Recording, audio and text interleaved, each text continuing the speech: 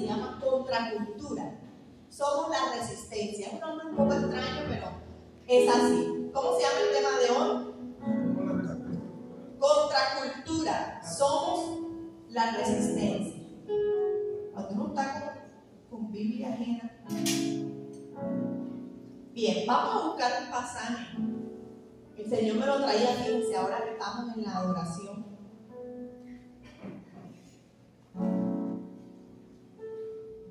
Este no lo tenía ni siquiera anotado, pero el Señor me lo trajo. Primera de Pedro, capítulo 2.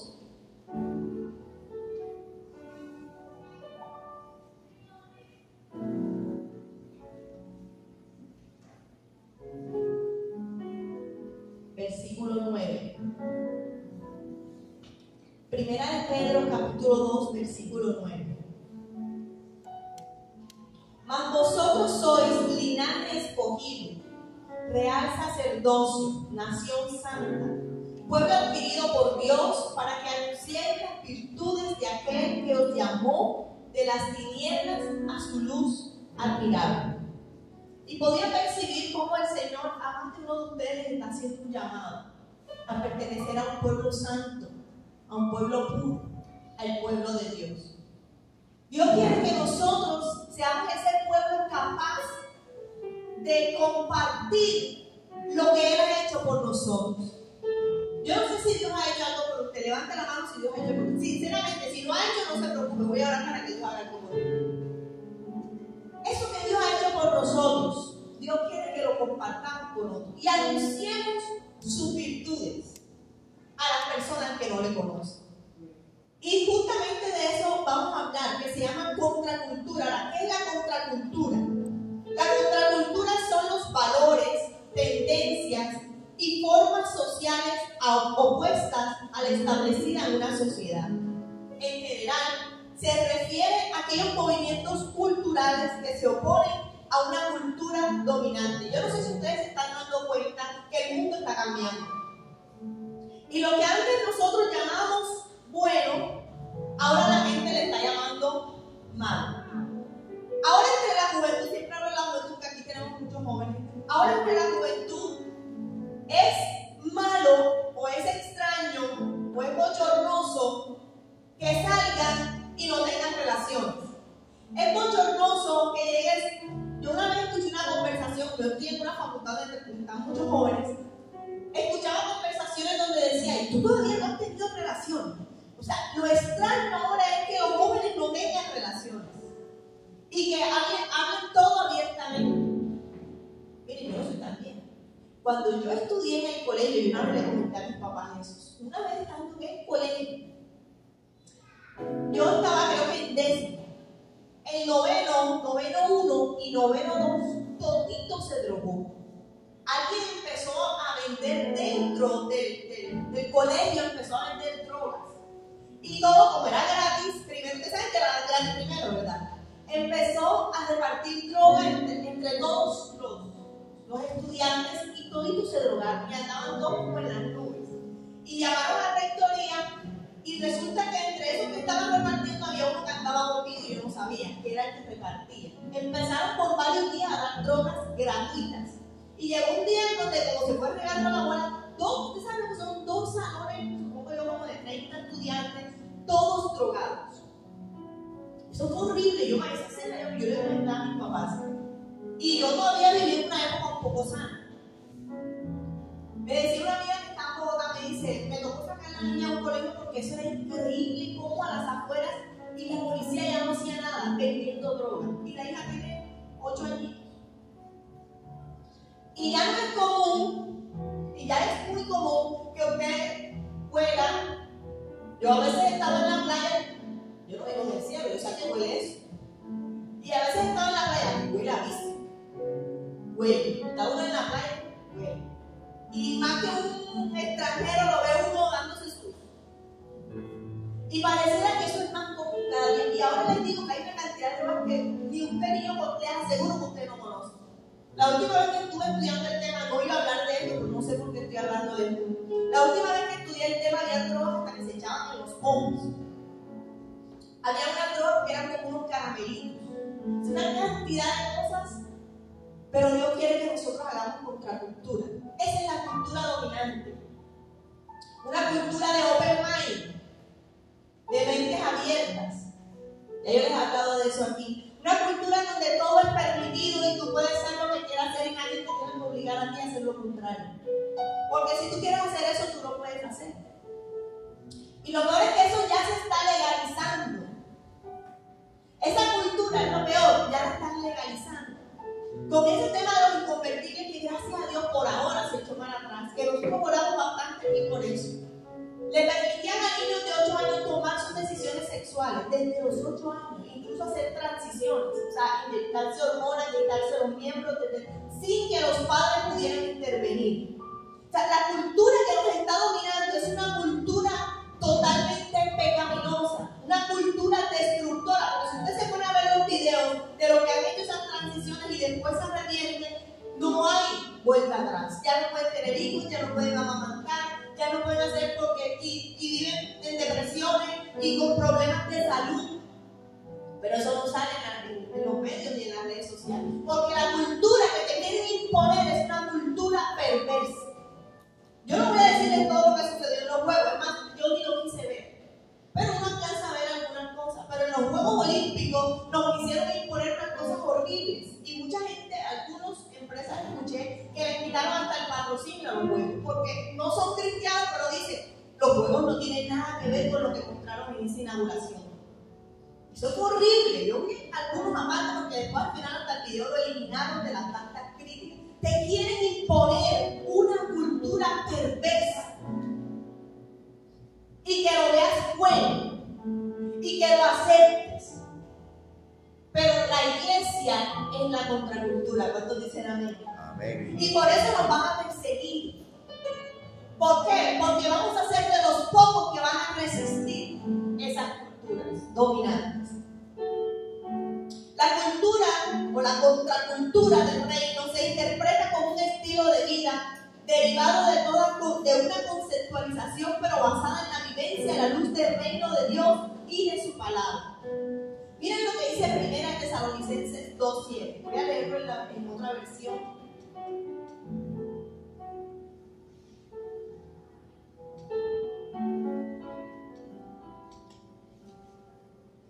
Primera Tesalonicenses 2:7.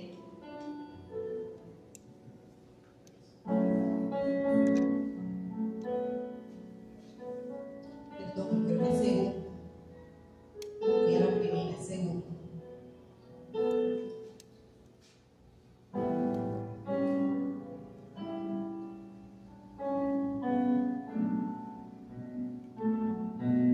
Dice la Biblia en 2 Tesalonicenses 2:7. Porque ya está en acción el misterio de la iniquidad. Solo que hay quien al presente lo detiene hasta que él a su vez se ha quitado del medio. Voy a leer desde el versículo 1. Dice: pero con respecto a la venida de nuestro Señor Jesucristo y nuestra reunión con Él, os rogamos, hermanos, que no os dejéis mover fácilmente de nuestro modo de pensar. Que no nos dejemos mover, ¿qué? Fácilmente de vuestro modo de pensar, ni os conturbéis ni por espíritu, ni por palabra, ni por carta como si fuera nuestra, en el sentido de que el día del Señor está cerca. Nadie los engañe en ninguna manera, porque no vendrá sin que antes venga la apostasía y se manifieste el hombre de pecado, el hijo de perdición, el cual se opone y se levanta contra todo lo que se llama Dios o es objeto de culto, tanto que se sienta en el templo de Dios como Dios, haciéndose pasar por Dios. ¿No os acordáis que cuando yo estaba todavía con vosotros os decía esto? Y ahora vosotros sabéis lo que lo detiene, a fin de que a su debido tiempo se manifieste. Porque ya está en acción el misterio de la iniquidad, solo que hay quien al presente lo detiene. Hay un ministerio dice de la iniquidad, pero hay alguien que lo está deteniendo. ¿Saben quién es? La iglesia de Jesucristo.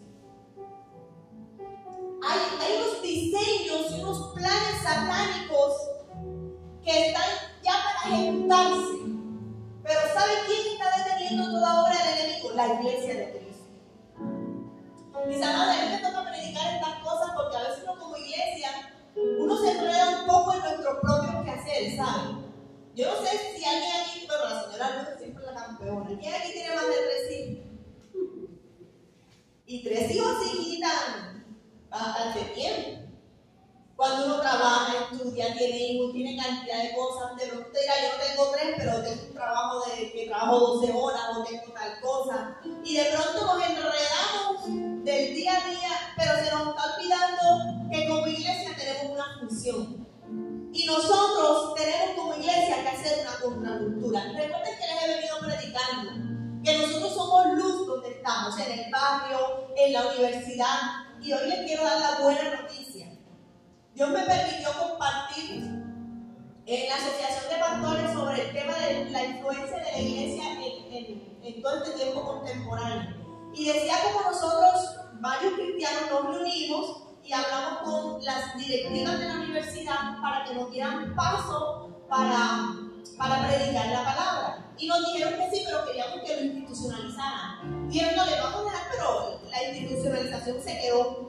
Sin embargo, esta misma semana, como el jueves, me dijeron, vengan que queremos institucionalizar eso. ¿Qué quiere decir? Para que ustedes se creen un programa y en la universidad se predique la palabra como un programa. Porque queremos fomentar esa parte espiritual. ¿Saben por qué? Ustedes saben la noticia de lo que sucedió con María Camila, la estudiante residente de medicina. Se suicidó. Y usted dirá, una cirujana, ya médico, ya se iba a graduar, se suicidó porque no aguantó la presión, no aguantó. Y dice los medios que eso se ha desprendido entre los universitarios un alto índice de suicidio.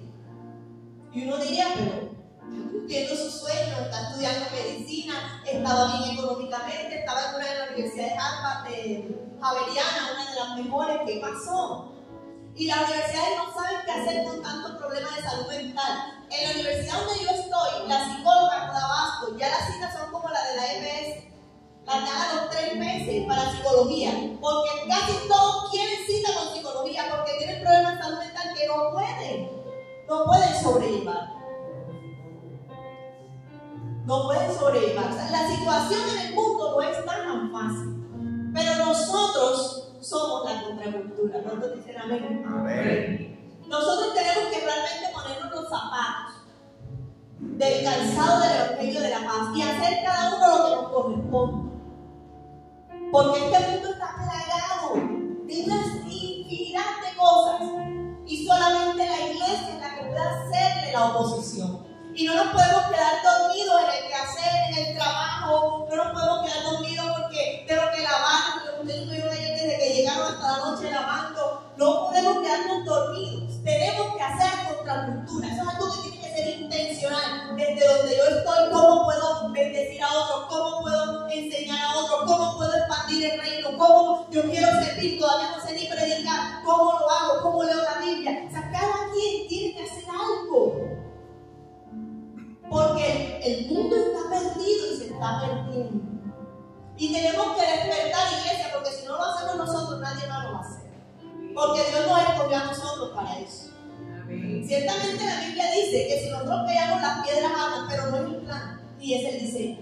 El diseño es que tú y yo compartamos la fe que hemos recibido. ¿Cuántos dicen amén? Amén. Nosotros. Y les aseguro que si vemos la realidad desde donde estamos, usted ve a su vecino, usted ve a su compañero, y a veces no se lo dice, pero usted percibe que algo le pasa. No se quede callado, comparta el mensaje del Evangelio. A lo largo de la historia se ha hecho mucha contracultura. Ustedes saben del movimiento de los Black Lives Matter, hermano. Yo no sé de inglés, no vino Gabriel hoy, se leyera del inglés. Eso es un movimiento contra cultura porque en Estados Unidos trataban a los negros solo por ser negros. Eso es un movimiento contracultural. Pero si nos vamos a todo lo que es historia en la Biblia, también hubo gente que hizo contracultura, ¿sabes? Existió alguien que se llamó Martín Lutero. Y Martín Lutero fue un monje que iba a ser sacerdote. Y cuando empezó a leer las escrituras se dio cuenta que la iglesia estaba corrupta. Y dijo, no, yo tengo que hacer contracultura. Esto no es así. La Biblia no es como la tienes que pagar por la salvación. Eso no es así, y en ese tiempo estaban cobrando por la salvación. Aparte de otra sinvergüenzura. Y entonces dijo Martín Lutero, no señor, eso no es así. Lo primero que vamos a hacer es que vamos a traducir la Biblia a los idiomas para que cada quien lea la Biblia y los ojos se le abran. Hizo contracultura. Y transformó toda Europa con eso que hizo. Porque la palabra no se estaba. Y créanme que en este tiempo también va a venir apostasía de la que también les he hablado. Y ya les he dicho que va a venir perversión en la iglesia. Pero usted tiene que hacer esa contracultura. Ahora, la principal, voy a ir concluyendo por las ramas. La principal persona en la Biblia que yo conozco que hizo contracultura fue Jesucristo. Él no fue rebelde. ¿Saben por qué no fue rebelde? Porque él cumplió la ley. O sea, no podemos decir que fue un rebelde, porque él cumplió, así como usted y yo cumplimos los mandamientos. Pero Jesús trae una visión de reino que desafiaba las normas culturales y sociales de la época. Y él enseñaba cosas diferentes a lo de los demás. Por ejemplo, él decía, si tú ves a tu enemigo, tú tienes que amar a tu enemigo. Eso es contracultura. Porque si uno dice, no, este es mi enemigo, hay que vengarse, Dios te dice, no, tú tienes que amarlo. ¿Cierto que eso es contracultura? La cultura te dice, si alguien te hizo algo, desquítalo. Dale tú también. Pero el Señor te dice, no, y si te dan una mejilla, tienes que poner la otra. O sea, Dios nos está haciendo un llamado de ser diferentes. En el mundo a la gente le gusta ser aplaudido. En el mundo a la gente le gusta ser exaltado. Pero el Señor dijo, en la casa de Dios no será así. En el reino de Dios no será así. En el reino de Dios, quien quiera ser mayor, tiene que ser el servidor. Eso es contracultura.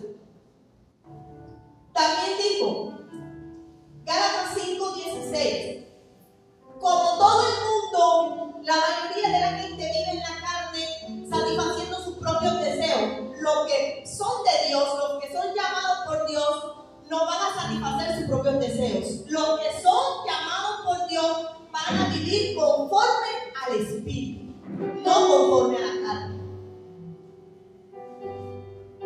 En Romanos 12:2 dice, no os conforméis a este siglo, sino transformados por medio de la renovación de nuestro entendimiento. No nos podemos conformar a lo que estamos viviendo, a lo que hay en el mundo, sino más bien nuestra mente tiene que ser transformada por medio de la renovación. Yo no sé, había una persona que decía que iba a llegar un momento, si íbamos así en la tierra, de que no era la palabra estupidez, pero decía como que la ignorancia iba a superar la verdad.